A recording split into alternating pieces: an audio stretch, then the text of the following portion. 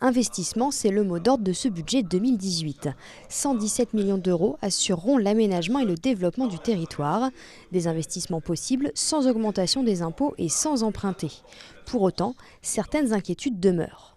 Il est question de supprimer des recettes fiscales au département. Je pense notamment à la taxe sur le foncier bâti, dont je rappelle que nous n'avons pas augmenté les taux depuis 12 ans, dans le cadre de la réforme de la fiscalité locale. Donc nous sommes en vigilance sur ce sujet. Si on supprimait le foncier bâti au département, nous n'aurions plus aucune recette fiscale et donc plus aucune autonomie et plus aucune marge de manœuvre pour investir pour les Savoyards.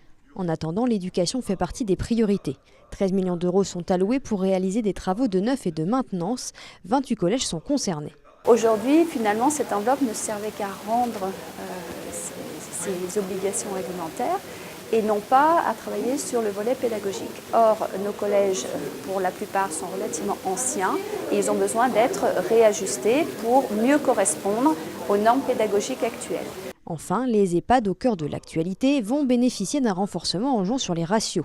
En tout, ce sont 52 établissements qui seront concernés par cette aide. C'est à peu près 500 000 € qui est mis à disposition des EHPAD, alors selon plusieurs critères, c'est-à-dire qu'on a réévalué le niveau de dépendance des établissements, des personnes qui sont dans ces établissements, ce qui augmente bien sûr la dotation.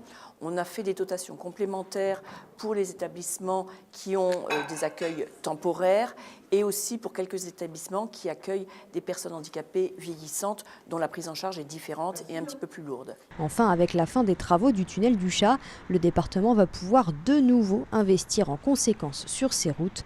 Budget 53 millions d'euros.